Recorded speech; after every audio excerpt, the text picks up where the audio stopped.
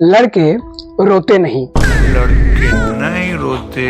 बैठो बैठो, लड़के रोते नहीं। चलो बॉयज डोंट क्राई। लड़के रोते नहीं। मैंने बोला ना, लड़के नहीं रोते। लड़के रोते नहीं। Well done, well done. अरे लड़के नहीं रोते यार। मर्द को दर्द नहीं होता। किस मिट्टी के बने हो तुम? तुम्हें दर्द नहीं होता? जो मर्द होता है उसे दर्द नहीं होता मेम साहब। तो फिर ये सब क्या है? चंद्रमा की एक बार की याद है जो हमें होश भी नहीं खोने देती।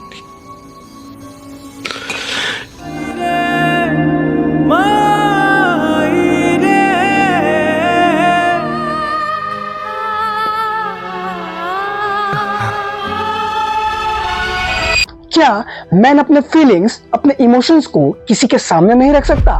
किसी के सामने रो भी नहीं सकता? और अगर ऐसा है तो क्या मर्द कमजोर है? ऐसी एक मानसिकता हमारे सोसाइटी में बैठी हुई है। और क्या सही में मैन अपने इमोशन को किसी के सामने रख सकते हैं या नहीं? चलिए हम इस वीडियो के अंदर डिकोड करते हैं।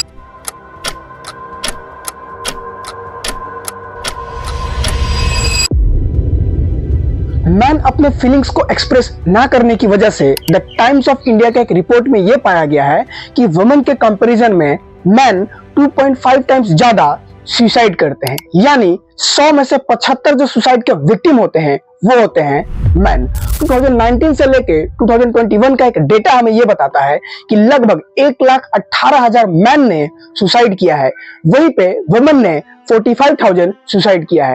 और यहाँ हमें देखने को मिल रहा है कि इसमें एक बहुत बड़ा डिफरेंस है और इनके पीछे का सबसे पहला कारण है मेंटल इलनेस। मैन अगर फिजिकली स्ट्रांग हो या फिर कमजोर हो तो लोग उसको पॉइंट आउट करते हैं, और अगर मेंटली किसी को एक्सप्रेस करे तो ऐसा लगता है कि मेंटलिटी कुछ होती ही नहीं है, जिसके कारण मैन के मेंटलिटी पे बहुत ज्यादा असर पड़ता है और वो सुसाइड करता है। इसी के साथ ड्रग एडिक्शन के कारण भी उनको सुसाइड करना पड़ता है। अनएम्प्लॉयमेंट एक बहुत बड़ा मुद्दा बना हुआ है जिसके कारण सुसाइड के केसेस आए दिन बढ़ रहे हैं।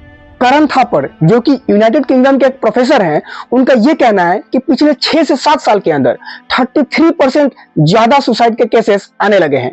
पहले 2 घंटे के अंदर 3 लोग सुसाइड करते थे ग्लोबली, आज की डेट में 1 घंटे के अंदर 2 लोग सुसाइड करते हैं। Unemployed youth suicide rate. It used to be in 2018 3 every 2 hours. Today it is 2 every hour. एक रिपोर्ट हमें यह बताता है कि जैसे जैसे मैन आगे बढ़ रहे हैं, 18 से 24 साल के बीच में पहले 34% मर्द डिप्रेस्ड हुआ करते थे, आज की डेट में वो आंकड़ा बढ़कर 57% हो चुका है। और उस डिप्रेशन से हटने के लिए मैन अलग अलग चीजों का इस्तेमाल करते हैं, जिसमें सबसे पहला आता है ड्रग एडिक्शन। द हिंदू का एक रिपोर्ट हमें यह बताता है कि लगभग 10 साल से लेकर 17 साल के बीच में 1.5 करोड़ चिल्ड्रन ऐसे हैं जो किसी न किसी सब्सटेंस के आदि हैं। वो अल्कोहल हो, वो कैनोबिस हो, वो किसी भी तरीके का ड्रग्स हो। पूरे इंडिया में 16 करोड़ लोग ऐसे हैं जो अल्कोहल और अलग अलग तरीके का ड्रग्स का सेवन करते हैं, और उसमें से 5.7 करोड़ लोग ऐसे हैं जो कि बहुत बीमार हो चुके हैं, और ये चीज करते हैं अपने मेंटलिटी को स्थिर करने के लिए। लेकिन क्या ये परमानेंट सॉल्यूशन है? इसी के साथ साथ डोमेस्टिक वायलेंस के 90% केसेस जो मैन पर रजिस्टर्ड होते हैं वो केसेस फेक होते हैं। राज सामानी का आप ये वीडियो देखिए। रिपोर्टेड केसेस की बात कर रहा हूँ, और 90% केसेस ऐसे हैं जिसमें फेक एलिगेशन लगते हैं, जिसमें हस्बैंड और उसके परिवार वालों के साथ गलत होता है। 90% क्या बात कर रहे हैं? In your experience, this is my own experience. Atul Subhash नाम तो सुना होगा आपने, जिसने रिसेंटली सुसाइड कर दिया। उन्होंने अपने 1.5 घंटे के इस वीडियो में यह बताया किस तरीके से 2 साल उन पे कंटिन्यू टॉर्चर होता चला गया। कोर्ट ने भी उनकी नहीं सुनी, जबकि वो एक फेक एलिगेशन था और इसके कारण उनको सुसाइड करना पड़ा। The Bengaluru-based techie who died by suicide last week continues to spark debate. A week later, his wife and in-laws have been arrested for abetment to suicide.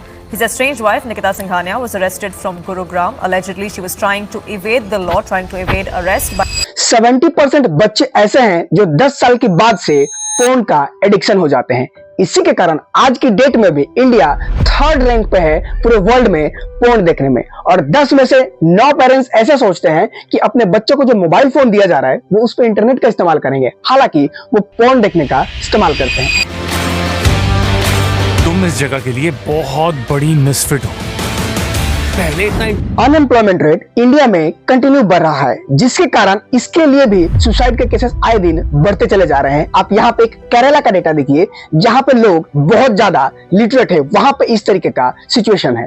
UP के ब्रिजेश पाल नाम के एक युवा ने, जो कि 24 साल के थे, उन्होंने सुसाइड कर लिया और सुसाइड नोट में उन्होंने ये लिखा कि वो सारे के सारे अपने डॉक्यूमेंट्स को, अपने सर्टिफिकेट्स को जला रहे हैं और सुसाइड कर रहे हैं, क्योंकि उनको अच्छी एक जॉब नहीं मिल पा रही है।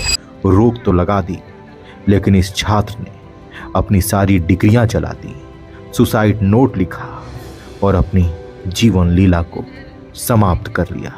और अब समाज में एक ऐसा मेंटलिटी बना हुआ है कि मैन अपने फीलिंग्स को किससे जाके एक्सप्रेस करे, किसी से बताए तो वो कमजोर हो जाता है। हालांकि मैन के पास फीलिंग्स होती नहीं है, उसको बचपन में ही मार दिया जाता है। इसके पीछे एक बहुत बड़ी कॉन्स्पिरेसी चलती है। इस कॉन्स्पिरेसी को समझने के लिए आप लोगों को नैन्सी कोडोरो की एक थीसिस, जिसका नाम है द मेल इनएक्सप्रेसिवनेस, जो कि सिगमंड फ्रॉइड की स्टूडेंट है, वो बहुत ब्यूटीफुल तरीके से इसमें बताती है कि एक मेल चाइल्ड को किस तरीके से अपना सोसाइटी में टॉर्चर झेलना पड़ता है अपने मेंटेलिटी को लेके। वो ये बोलती है कि जब एक बच्चा जन्म होता है, वो मेल हो या फीमेल हो, पहले तो अपने मम्मी के साथ रहता है, लेकिन जैसे जैसे वो बड़ा होता रहता है, स्पेशली मेल चाइल्ड को 8-9 साल के बाद धीरे धीरे अपने मम्मी से अलग किया जाता है। लेकिन फीमेल के केस में वैसा नहीं होता है। ये इसलिए किया जाता है ताकि अलग अलग तरीके के मेल के अंदर बायोलॉजिकल चेंजेस आए और उसके मन में कुछ अलग फीलिंग्स न आने लगे। और क्योंकि उसके शरीर में अलग अलग बायोलॉजिकल चेंजेस आते हैं, वो उस फीलिंग्स को अपने माँ से एक्सप्रेस नहीं कर सकता, क्योंकि उनसे अलग कर दिया जाता है। उस फीलिंग्स को बाप के साथ तो एक्सप्रेस कर नहीं सकता, क्योंकि उस तरीके का बॉन्डिंग नहीं होता। घर के अंदर अगर कोई सिस्टर है तो ये पता ही नहीं चलता कि उसके साथ शेयर करना है या नहीं करना। और हाँ, अगर कोई भाई है जिसके साथ मिलता है, तब जाके वो शेयर कर सकता है। और इसके कारण उसके मन के अंदर एक विद्रोह की भावना उत्पन्न होने लगती है। क्यों? क्योंकि उनको अलग कर दिया जाता है, जो कि पूरा का पूरा संसार है उसके लिए। तो लड़का एक विद्रोह के भाव में रहता है कि मुझे मेरी माँ ने मुझसे अलग कर दिया और मैं अपनी बहन की तरह माँ के साथ नहीं रह पाता हूँ। तो घर की दुनिया से डिटैच होके बाहर की दुनिया में सुकून ढूंढता है।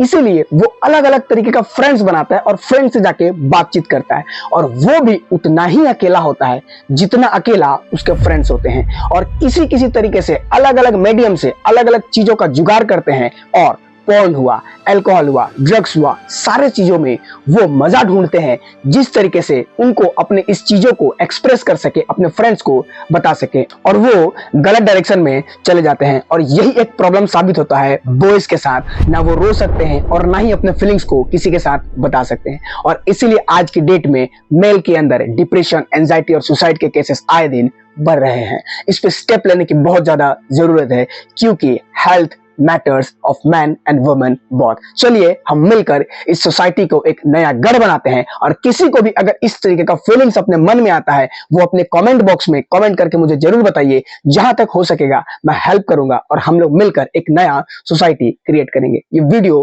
पूरा देखने के लिए थैंक यू सो मच।